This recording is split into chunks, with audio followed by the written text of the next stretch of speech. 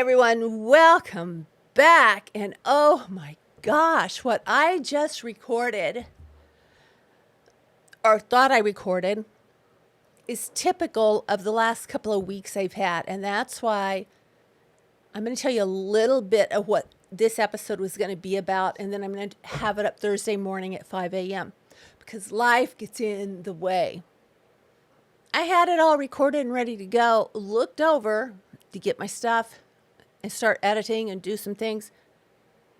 I didn't turn on the Rodecaster, so there was no audio except for on the camera, and I'm sure it's not picking me up from where I am. Let me tell you a little bit of what we were going to talk about. You know, when we're born, we innately have 4 different strategies to fight off danger and to stay protected. And those are the fight. You know, you're going to fight whatever's coming at you to stay alive. The flight, you're going to run away from whatever that thing is that's coming after you. The freeze, you're going to stand there like a deer in the headlights and try and strategize, how am I going to get out of this? And the fawn, which is, say, this mean-looking dog comes up to you, and you know it's about to eat you, and instead of, you can't fight it, you can't run from it, and you can't just freeze, you got to do something. So what that's called is fawning. You're going to try and do whatever is going to make that dog happy so you stay safe. So in normal babies, people that are born in what I've read in Pete Walker's book, From Surviving to Thriving, called Good Enough Parenting, which no one can be a perfect parent, but if we have good enough parenting, we learn all of these, that was crazy. We learn all of these skills and we can pull them as we need them. What happens in families that are where you get adverse childhood effects, where you have neglect, trauma, abuse, and things like that, is we tend to gravitate to 1 or 2 of those as our coping strategies. Not everyone. Someone will just pull out some from this group, a little from that group. But that's how we learn to live. And we live basically in a constant state of fear. And when we get stuck, one thing that I read was, I'm going to try and find it here. I was flipping through social media the other day and I saw a meme that pretty much sums up, it's kind of parallel to our trauma responses and what our trauma responses are. But it's speaking of love language, and what it says is, somebody said your love language is based off what you didn't receive as a child. And I can't stop thinking about that, period. The end of the meme, that really hit me, because that's really what we're talking about here. What we didn't receive as children determines our adulthood.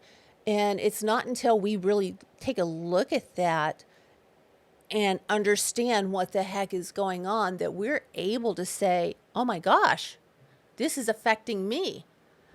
One email I received said, I thought I was just paranoid. One said, I thought I was totally crazy. There was one, several thanking me for making them feel that they're not so alone in this struggle. And that's one of the reasons, that is one of the reasons I'm telling this through my story, along with the facts and everything I've learned, is because I want you to see a human face with what's going on, not just like an academic version of trauma, but what trauma actually does and the face of trauma. I'm the face of trauma. A lot of you are the faces of trauma, and we need each other for support. We didn't get it when we were kids.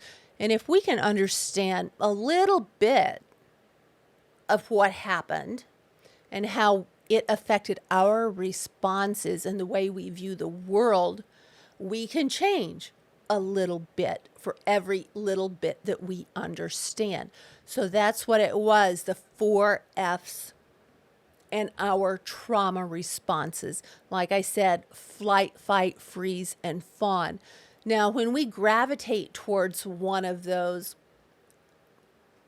as a trauma survivor, it really changes our entire world. It changes our life forever. And there are symptoms, there are strategies, there are things in here that I have in my notes about narcissism, the charming bullies, the overachievers. And it's all based on our trauma response and how we learn to survive as children. So I'm not going to have that up today, obviously, because life just bit me in the butt. So it's going to be up next Thursday, or this Thursday. What's the date?